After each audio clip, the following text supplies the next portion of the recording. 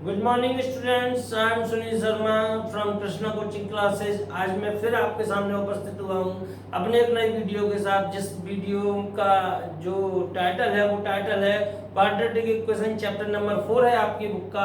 ये chapter number 4 quadratic equation जो होता है वो क्या होता है, इस बारे में मैं आपको आज एक्सप्लेन करने जा रहा हूँ। ठीक है, तो जिन बच्चों ने अभी तक मेरा चैनल सब्सक्राइब नहीं किया हुआ है, मैं देखता हूँ बहुत सारे व्यूअर्स होते हैं पर चैनल सब्सक्राइब नहीं कर रहे हैं, तो प्लीज चैनल सब्सक्राइब करिए ताकि मेरे नए नए वीडियो जितने भी मैं बनाता हूँ वो आप तक पहुँचते रहे निरंतर।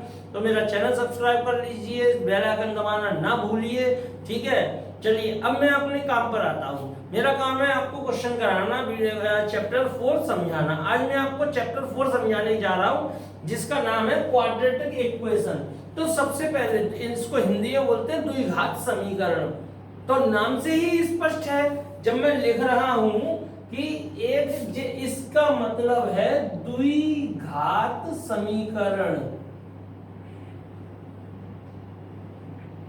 द्विघात समीकरण, जब मैंने इस चैप्टर का नाम लिखा तो आपको नाम से ही क्लियर हो जाएगा कि वह समीकरण जिसमें दो घात आती हो।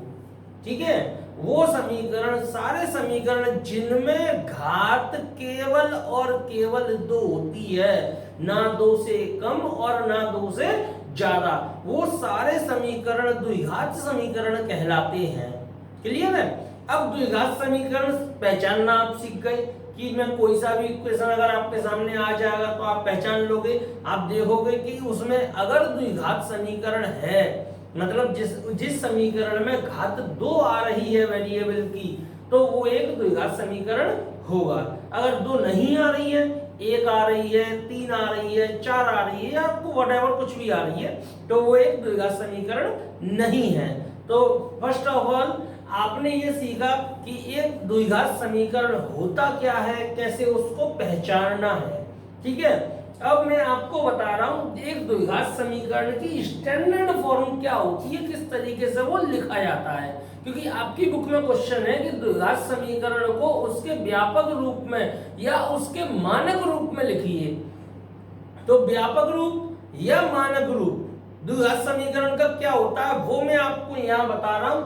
देखिए, किसी भी द्विघात समीकरण का मानक रूप होता है ax square plus bx plus c equals to 0। इसको कहते हैं मानक रूप। ये द्विघात समीकरण का मानक रूप है। यदि कोई समीकरण आपको दिया हुआ है तो वो आप उस समीकरण को मानक रूप में परिवर्तित करवाया जा रहा है, तो आप उस समीकरण को इसी प्रकार लिखेंगे कि पहले x की वैल्यू पहले आपके सामने आएगी x स्क्वायर वाली चीज, फिर x वाली, फिर अचर पद। ठीक है, इसका मतलब है कि इसको घातों के हिसाब से घटते हुए क्रम में हम लिखते हैं। घातों के घटते क्रम में लिखते हैं, उसी को इसका मानक रूप कहते हैं। तो ये आपकी एक्सरसाइज के पहले क्वेश्चन है। चलिए, जैसे मैं एक एग्जांपल लेता हूं आपके सामने कि कोई इक्वेशन है 3x square plus 7x equals to 6 का मानक रूप क्या होगा। बताइए इसका मानक रूप क्या होगा। तो इसका मानक रूप कुछ नहीं करना आपको, 3x स्क्वायर प्लस 7x, घातें तो घटते हुए क्रम में लिखी हुई है, बस ये चीज इधर लिखी है, उसको इधर लेके आना है आपको। तो जब कोई नंबर इधर से इधर ट्रांसफर या इधर से इधर ट्रांसफर होता है तो उसके साइन चेंज हो जाते हैं। यहाँ पे प्लस का साइन है, जब ये इधर से इधर आएगा तो माइनस का साइन हो जाएगा, माइनस साइन 6 इक्वल टू 0। ये इसका मानक रूप हो गया। अब मैं एक और एग्जांपल लेता हूं। चलिए, आपके सामने लिखा हुआ है 3x plus 6 minus 7x square equals to 0।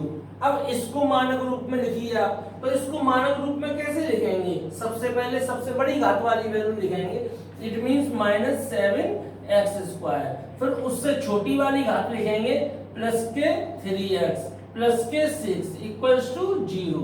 ये इसका मानक रूप है। ठीक है, और एक और एग्जांपल लेता हूं। मान लीजिए लिखा हुआ है x plus 1 upon x plus 1 equals to 0। अब इसका मानक रूप कैसे लेंगे आप, तो इसके मानक रूप के लिए पहली बात तो आप यहाँ थोड़ा कंफ्यूज हो जाएंगे कि सर ये द्विघात समीकरण है ही नहीं क्योंकि इसमें घात 1 है। पर बेटा इसको थोड़ा सा कैलकुलेशन करके देखिए, ये द्विघात समीकरण ही है। मैं आपको दिखा रहा हूँ कैसे ये द्विघात समीकरण है। बटे 1 इसका एलसीएम लेंगे तो x आएगा। ठीक है, हम क्या एलसीएम में क्या करते हैं, इससे इसमें डिवाइड करते हैं। जब मैं 1 से x में डिवाइड करूंगा x आएगा, x जितनी बार डिवाइड होता है उसका ऊपर मल्टीप्लाई करते हैं, x स्क्वायर प्लस x का x में मल्टीप्लाई करा 1 आएगा, 1 का 1 में मल्टीप्लाई करूंगा 1 आएगा, प्लस 1 का डिवाइड x में करूंगा x आएगा, x का ऊपर मल्टीप्लाई करूंगा x आएगा इक्वल्स टू 0। अब देखिए, अब शायद आपको दिखने लगा होगा कि द्विघात समीकरण जैसी रूप ले रहा है। अब देखिए जो नीचे वाला x है उसका इधर 0 में मल्टीप्लाई कर देते हैं। तो जब नीचे वाले x का आप 0 में मल्टीप्लाई करोगे तो वो 0 ही हो जाएगा, और इसको मैं मानक रूप में लिख दे रहा हूं। ये भी एक टाइप का एग्जाम्पल आपके सामने प्रस्तुत है। तो मेरे हिसाब से आप लोग यहाँ ये चीज समझ गए होंगे कि द्विघात समीकरण होता क्या है और उसको मानक रूप में व्यवस्थित कैसे किया जाता है। अब मैं आपको बता रहा हूँ कुछ और चीजें कि जैसे कोई इक्वेशन लिखी हुई है, मान लीजिए 7x square plus 2x plus 6 equals to 0। ठीक है, तो मानक रूप जो मैंने यहां लिखा हुआ है इससे इसकी तुलना करते हैं, इससे इसकी तुलना करते हैं, और तुलना करके a, b और c के हम मान ज्ञात कर लेते हैं। ध्यान दीजिएगा, ये मान ज्ञात करना आगे तक पूरे चैप्टर में काम आने वाला है। यहाँ अगर मैं इसकी इससे तुलना करूं तो आप देखिए एक्स स्क्वायर के आगे यहाँ क्या लिखा है 7, और यहाँ क्या लिखा है a, तो a की वैल्यू कितनी हो गई 7। ऐसे ही b की वैल्यू कितनी हो गई 2, और अचर पद c की वैल्यू कितनी हो गई 6। समझ गए होंगे आप मेरी बात। ठीक है, चलिए मैं एक और एग्जांपल लेता हूं, x square minus 2x plus 6 equals to 0। अब आप कहेंगे सर एक्स स्क्वायर के आगे कुछ नहीं लिखा हुआ, तो जब एक्स स्क्वायर या किसी भी वेरिएबल के आगे कुछ नहीं लिखा होता है तो वहां सदैव और सदैव एक होता है। ठीक है, जैसे मेरा नाम है सुनील, तो मुझे कोई भी व्यक्ति, कोई भी बच्चा, कोई भी मेरे घर के मेंबर मुझे एक सुनील नहीं बोलते हैं, वो सुनील ही बोलते हैं। तो सुनील या एक सुनील का मतलब सुनील ही होता है। तो एक्स स्क्वायर या एक एक्स स्क्वायर दोनों का मतलब एक ही है। तो यहाँ कुछ नहीं लिखा, इट मींस यहाँ एक एक्स स्क्वायर है। तो a की वैल्यू कितनी हो गई 1, b की वैल्यू कितनी हो गई -2। चिन्ह सहित लेते हैं, ध्यान रखिएगा आप हमेशा, ये साइन में गड़बड़ी मत करिएगा। और c की वैल्यू हो गई 6। ठीक है, ये तो कुछ बेसिक नॉलेज थी जो मैंने अभी आपको एक क्वाड्रेटिक इक्वेशन के बारे में दी। इसमें आपको पहचानना बताया, इसका मानक रूप बताया कि आप इसको मानक रूप में कैसे व्यवस्थित करेंगे, a, b और c के मान निकालना बताया। इतना मैं अभी तक आपको ठीक है बता चुका हूं। देखिए इसका सर्वप्रथम यूज यूनानी गणितज्ञ जो थे यूक्लिड, यूनानी गणितज्ञ यूक्लिड ने इसका सर्वप्रथम यूज लंबाइयां नापने के लिए किया था, और तब इन्होंने ये द्विघात समीकरण के रूप में व्यक्त किया था। उसके बाद ब्रह्मगुप्त ने एक सूत्र दिया था, ये ax² plus bx plus c बराबर 0, ऐसा मानक रूप से ब्रह्मगुप्त ने सूत्र दिया था। फिर उसके बाद श्री धराचार्य जी ने एक सूत्र दिया था, उस सूत्र को हम धराचार्य सूत्र के ही नाम से जानते हैं। वो धराचार्य सूत्र में अभी आपको बताऊंगा। एक इसके बाद जो लोग काम करते रहे इन चीजों पे, इसके बाद एक अरब गणितज्ञ अल ख्वाजा रिजवी ने अध्ययन किया इन सब चीजों पर। ठीक है, तो इसके बाद अब मैं आपको बता रहा हूं कि इन लोगों ने कैसे काम किया है, कैसे विकसित किया है धराचार्य विधि को। अब मैं धराचार्य विधि के द्विघात समीकरण को, अब मैं द्विघात समीकरण की कुछ आपको चीजें बता रहा हूं, कैसे कैलकुलेट किया जाता है, कैसे उसमें मान निकाले जाते हैं। ओके, देखो बच्चों, ये क्वेश्चन है x² प्लस 7x प्लस 6 आपको दिख रहा है द्विघात समीकरण का मानक रूप है ये, के मूल ज्ञात कीजिए। तो मैं आपको बता रहा हूं मूल ज्ञात करने का तात्पर्य क्या है। ठीक है, मूल ज्ञात करने का तात्पर्य है कि इसमें से x की वैल्यू को निकालना। ठीक, अब x की वैल्यू हम कैसे निकाल सकते हैं? सबसे इजी मेथड जो आपने 9th क्लास में सीखा है वो है फैक्टराइजेशन, गुणनखंड। यदि आप इसके गुणनखंड कर सकते हैं तो आप इजी वे में इसके गुणनखंड कर दीजिए, और यदि आप गुणनखंड नहीं कर सकते हैं तो उसकी प्रोसेस में अगले चरण में अभी बताने वाला हूं। देखिए मैं पहले इसके गुणनखंड करके देख रहा हूं। जैसे भी ये क्वेश्चन है x square plus 7x plus 6 equals to 0, ये है, इसके हमें मूल ज्ञात करने हैं। अब इसमें मैं गुणनखंड देखूं तो गुणनखंड कैसे होता है? पीछे वाले नंबर को देखते हैं हम, 6 लिखा है, 6 के ऐसे फैक्टर करिए कि जोड़ के 7 आ जाए। तो 6 के ऐसे फैक्टर तो कौन से होते हैं? 6 और 1, दो नंबर ऐसे होते हैं जिनका हम मल्टीप्लाई करेंगे तो 6 आएगा, और अगर हम उन्हें ऐड करेंगे तो 7 आएगा। तो इस 7 को मैं उसी में तोड़ के लिख लेता हूं, 6 plus 1 into x plus 6 equals to 0।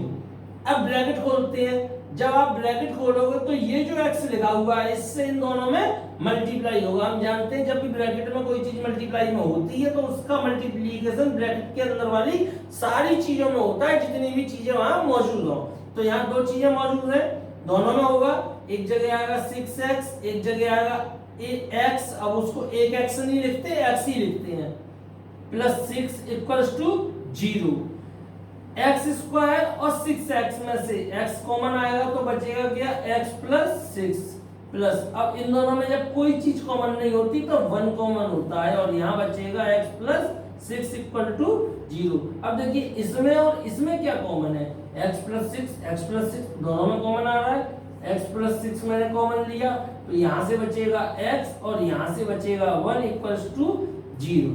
ठीक है, अब क्या करेंगे? चूंकि ये दो चीजें हैं दोनों 0 के इक्वल हैं, तो पहले एक को 0 के इक्वल करेंगे तो आएगा x इक्वल्स टू -6, फिर दूसरे को 0 के इक्वल करेंगे तो आएगा x इक्वल्स टू -1। अतः आप यहां लिख सकते हो, अतः द्विघात समीकरण x square plus 7x plus 6 equal to 0 के मूल -6 तथा -1 हैं। अभी मैं आपको एक चीज बताता हूं, ये मूल क्यों कहते हैं। ठीक है, x की वैल्यू है, हम ये भी कह सकते थे भाई इसमें से x के मान याद कीजिए, परंतु इनको मूल इसलिए कहा जाता है कि अगर आप x की जगह यहाँ पर इस इक्वेशन में x की जगह -6 रख देंगे तो ये 0 के इक्वल हो जाएगा, और ऐसे ही अगर x की जगह आप -1 रखेंगे तब भी ये 0 के इक्वल हो जाएगा, इसीलिए इनको मूल कहते हैं। अब इसकी उल्टी भाषा समझिए आप, अभी तो था इक्वेशन से मूल निकालना, अब अगर मूल दिए हुए हैं किसी इक्वेशन के और कहा जा रहा है कि सिद्ध कीजिए कि ये इसके मूल हैं, तो आप कैसे सिद्ध करेंगे? कुछ नहीं करना आपको, आपको x की जो वैल्यू दे रखी है यहाँ पे वो वैल्यू यहाँ लगा देनी है x की जगह। अगर 0 आ जाए तो मूल है और 0 नहीं आए तो मूल नहीं है। समझ में आ गई बात? नहीं आई? मैं दोबारा एक बार रिपीट कर रहा हूँ कि यदि आपसे पूछा जाए कि सिद्ध कीजिए कि x square plus 7x plus 6 equals to 0 के मूल -6 और -1 हैं, तो आप क्या करेंगे? x की जगह पे -6 रख के देखेंगे, RHS LHS इक्वल आएंगी, 0 0 आएंगी, और x की जगह -1 रख के देखेंगे, वो दोनों बराबर आएंगी। अगर ऐसा है, बराबर आ रही हैं, तो आप इजी गोइंग कह सकते हैं कि ये इसके मूल हैं। अगर 0 नहीं आएगी तो इस परिस्थिति में मूल नहीं है। क्लियर है बात? अगर 0 आएगी तो मूल है और 0 नहीं आएगी तो मूल नहीं है। अब मैं आपको बताने जा रहा हूं जो श्रीधराचार्य जी ने सूत्र दिया था, जिसका नाम श्रीधराचार्य सूत्र के नाम से ही जाना जाता है, वो देखिए, वो सब क्वेश्चन में काम करता है। ठीक है, श्रीधराचार्य सूत्र,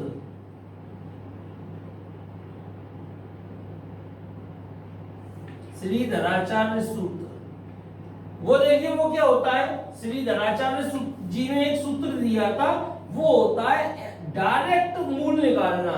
ये तो हमने फैक्टराइजेशन से मूल निकाले थे, उन्होंने बजाय फैक्टराइजेशन के डायरेक्ट फॉर्मूला दिया था कि इस प्रकार से भी हम मूलों को ज्ञात कर सकते हैं। वो क्या था, x equals to minus b plus minus under root b square minus 4ac upon 2a।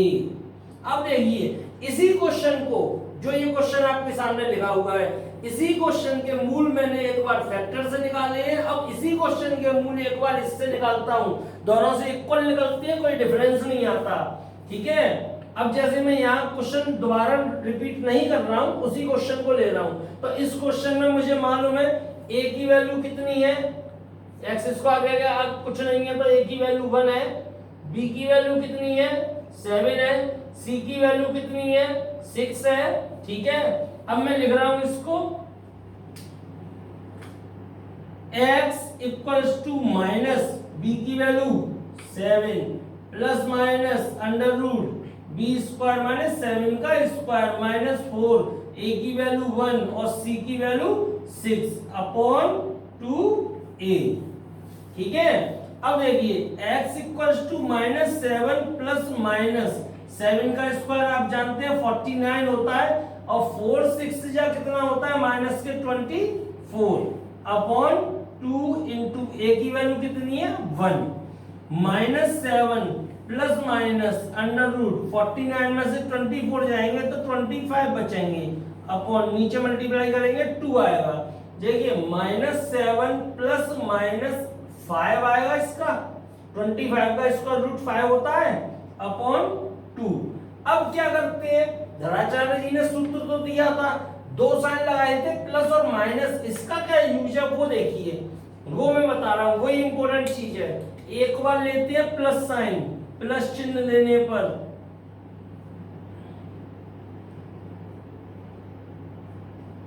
ठीक है, जब आप प्लस चिन्ह लेते हैं तो क्या आएगा x equal to minus 7 plus 5 upon 2 equals to minus 2 upon 2 equals to minus 1। देखिए आप जे माइनस 1 जे माइनस 1 आ गए इक्वल। अब एक बार लूंगा माइनस साइन, माइनस चिन्ह लेने पर जब मैं माइनस चिन्ह लूंगा तो क्या आएगा माइनस 7 माइनस 5 अपॉन 2। जब सेम साइन होते हैं तो नंबर ऐड हो जाते हैं, जब अपोजिट साइन होते हैं तो सब्ट्रैक्ट हो जाते हैं। माइनस 7 प्लस 5 तो माइनस 2 आ गया, ये माइनस 7 और माइनस 5 है तो ऐड होके आएंगे माइनस के 12 अपॉन 2, जब डिवाइड करेंगे तो माइनस 6। ये देखिए दूसरा भी आ गया, सेम आ रहे हैं। तो धराचार्य सूत्र से भी आप कर सकते हैं, फैक्टर से भी आप कर सकते हैं। यदि किसी क्वेश्चन का फैक्टराइजेशन आप पे नहीं आ रहा है तो आप इस फॉर्मूले को लर्न करिए, इस फॉर्मूले को लर्न करके इससे डायरेक्ट आप जो है सॉल्व करके और दोनों मूल निकाल सकते हैं। आप यहाँ तक चीजें सीख गए हैं। आपने सबसे पहले सीखा द्विघात समीकरण को पहचानना, दूसरी चीज सीखी द्विघात समीकरण का मानक रूप लिखना, तीसरी चीज सीखी आपने कि द्विघात समीकरणों में a उसको जो है a b और c की वैल्यू कैसे निकालते हैं। चौथी चीज आपने अभी तक सीख चुके हैं कि द्विघात समीकरण के मूल कैसे निकालते हैं। ठीक है, अब मैं इसके बाद कुछ और चीजें आपको बताने जा रहा हूं। देखिए बच्चों, अब श्री धराचार्य जी ने कुछ कंडीशन बताई थी। अभी तक हमने निकालना सीखा मूल, अभी क्या होता है उन्होंने डायरेक्ट फॉर्मूले बताए थे हमें कि मूलों की प्रकृति कैसे ज्ञात की जाती है, कि मूल वास्तविक हैं, मूल काल्पनिक हैं, या मूल जो है बराबर है। तो मैं आपको बता रहा हूं, देखिए श्री धराचार्य जी ने जो कंडीशन दी थी, वो कंडीशन दी थी, पहली कंडीशन उन्होंने बताया था d equal to b square minus 4ac, इसको कहते हैं विभक्त कर। ठीक है, इसको कहते हैं विभक्त कर। अब इन्होंने इसके आधार पे तीन कंडीशन दी थी। पहली कि यदि d का मान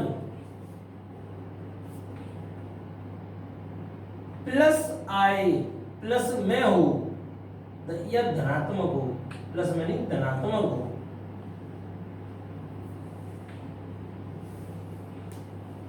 तो मूल वास्तविक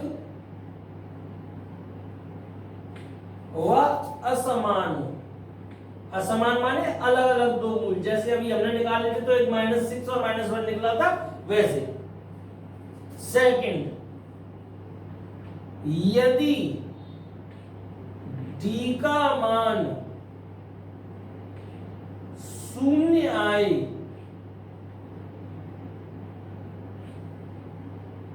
तो मूल वास्तविक एवं बराबर होंगे।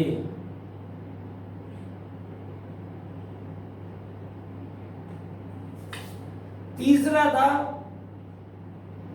यदि d का मान ऋणात्मक हो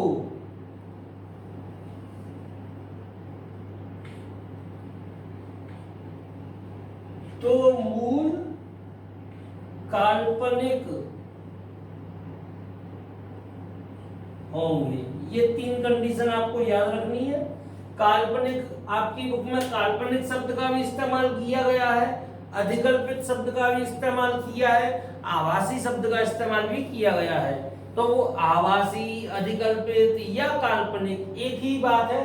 और वास्तविक के लिए परमेय शब्द का इस्तेमाल करा गया है। तो मैं आपको बता दूं कि सारी परमेय संख्या वास्तविक संख्याएं होती हैं। तो परमेय संख्या है, पूछा गया है कि बताइए मूल परमेय है कि नहीं है, तो इट मींस आपको ये बताना है कि वो वास्तविक है या नहीं है। जैसे अब एक क्वेश्चन दे रहा हूं मैं आपको यहाँ, कि क्वेश्चन है, क्वेश्चन एक एग्जांपल समझाता हूं आपको। x² - 3x + 2 = 0 के मूलों की प्रकृति ज्ञात कीजिए। जो मूलों की प्रकृति ज्ञात करना है बस, मूल नहीं ज्ञात करने, मूलों की प्रकृति ज्ञात करनी है। ये धराचार्य जी ने डायरेक्ट जो है हमें कंडीशन दे रखी है। अब देखिए मैं इन्हीं कंडीशन से निकालता हूं। तो सबसे पहले तो आप इसमें ABC लिखेंगे। A = कितना है, x² माने 1, B = कितना है, -3 चिन्ह सहित रहेंगे, और C = कितना है, 2। ठीक है, मैं निकालने जा रहा हूं यहाँ D = B² - 4AC। B की वैल्यू -3, इसका स्क्वायर -4, A की वैल्यू 1 और C की वैल्यू 2। ठीक है, अब देखिए -3 का जब आप स्क्वायर करेंगे तो कितना आएगा, 9, क्योंकि माइनस की किसी भी नंबर का जब हम स्क्वायर करते हैं तो वो प्लस हो जाता है। -4 1 या 4, 4 2 या 8, 9 में से 8 जाएगा तो कितना बचेगा, +1। यानी कि d की वैल्यू कैसी आ रही है, यहां आप लिखेंगे धनात्मक, धनात्मक आई। ठीक है, और जब धनात्मक आ रही है तो इसका क्या मतलब है, कौन सी कंडीशन इस्तेमाल हो रही है, पहली। तो मूल कैसे होंगे, वास्तविक तथा असमान होंगे। आप यहाँ देखेंगे तो लिख देंगे, अतः मूल, मैं अब परमेय शब्द का इस्तेमाल कर रहा हूं क्योंकि आपकी बुक में परमेय भी दिया हुआ है, परमेय होंगे।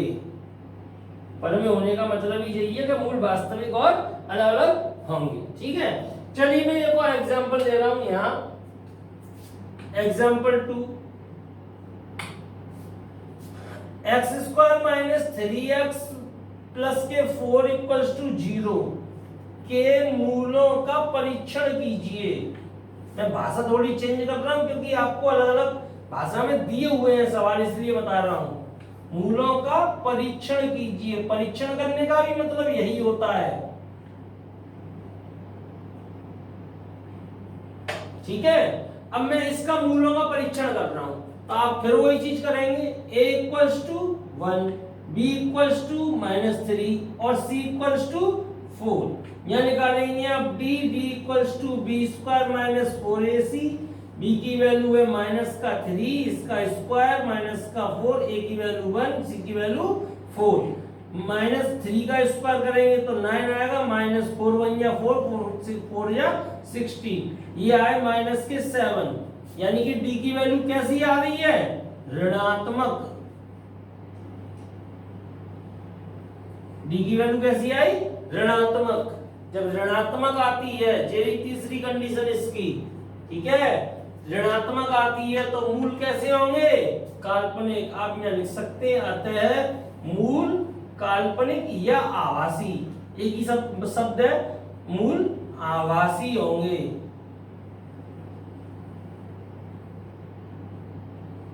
और ऐसे क्वेश्चन में मूल ज्ञात भी नहीं किए जा सकते, ठीक है। ऐसे क्वेश्चन में धनाचार्य सूत्र से मूलों को ज्ञात करते हैं और उसका स्क्वायर रूट नहीं हो पाता, क्योंकि उसमें स्क्वायर में माइनस साइन आ जाता है, तो उसको वहीं छोड़ दिया जाता है, ठीक है।